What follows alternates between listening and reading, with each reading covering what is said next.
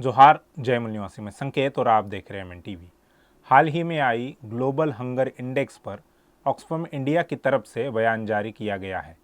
Oxfam India ने कहा है कि वैश्विक भूखमरी सूचकांक 2021 में भारत का 101वां स्थान दुर्भाग्य से भारत के यथार्थ को दर्शाता है और कोरोना महामारी के बाद से भूखमरी और बढ़ी है। भारत 116 देशों के वैश्विक भूखमरी सूचकांक में 101वें स्थान पर फिसलकर पाकिस्तान, बांग्लादेश और नेपाल से भी पीछे चला गया है। ऑक्सफैम इंडिया ने कहा है कि भारत में कुपोषण की यह स्थिति कोई नई बात नहीं है और वास्तव में यह सरकार के खुद के राष्ट्रीय परिवार स्वास्थ्य सर्वेक्षण के आंकड़ों पर आधारित है। 2015 से 2019 के बीच बड़ी संख्या में भारतीय राज्यों ने बाल पोषण मानकों पर अर्जित लाभों को उलट दिया है। ऑक्सफैम इंडिया के मुख्य कार्यकारी अधिकारी अमिताभ बेहर ने कहा कि पोषण का यह नुकसान चिंता का विषय होना चाहिए क्योंकि इसका अंतरपीढ़ीय प्रभाव होता है। इसे सीधे शब्दों में कहे तो नवीनतम आंकड़ों से पता चलता है कि भारत के कई हिस्सों में 2015-19 के बीच पैदा हुए बच्चे पिछली पीढ़ी की तुलना में अधिक कुपोषित हैं।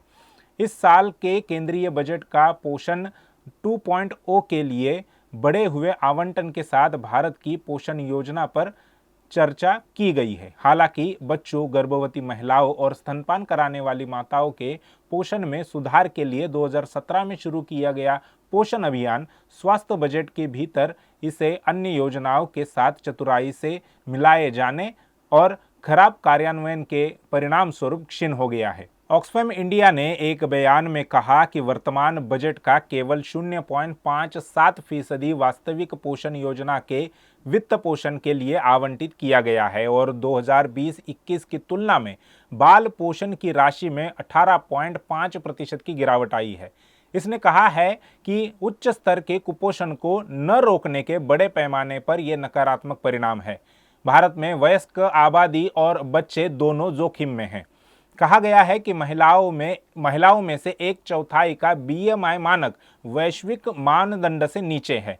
आधी से ज्यादा महिलाएं एनीमिया से पीड़ित है। ऑक्सफैम इंडिया से रमन ने कहा कि एनएचएफएस के नवीनतम आंकड़ों के अनुसार किशोर और मध्यम आयु वर्ग के पुरुषों में से 1/4 में आयरन और कैल्शियम की कमी के लक्षण दिखाई देते हैं।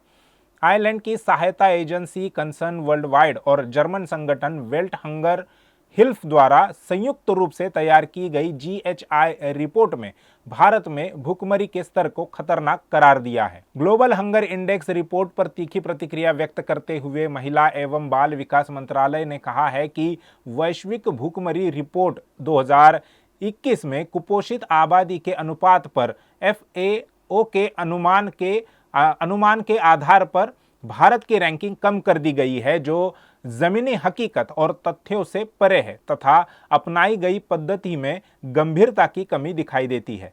ऐसा कहने वाला भारत इकलौता देश है। इस रिपोर्ट में शामिल किसी भी अन्य देश ने इसे अवैज्ञानिक नहीं बताया है। अगर सरकार ये कहती है तो उन्होंने उनके पास के सारे सही आंकड़े देकर जीएचआई बनाने वाली संस्थाओं को झूठ साबित कर देना चाहिए। मगर क्या मोदी सरकार ऐसा करेगी? मोदी सरकार का पिछले 7 साल का रिकॉर्ड उठाकर देखे तो ऐसा नहीं लगता कि सरकार जीएचआई रिपोर्ट को झूठा साबित करने का कोई प्रयास करेगी। वह तो केवल बयान से ही काम चलाएगी क्योंकि अगले साल 5 राज्यों के चुनाव में भाजपा पर इन आंकड़ों का कोई नकारात्मक असर न पड़े।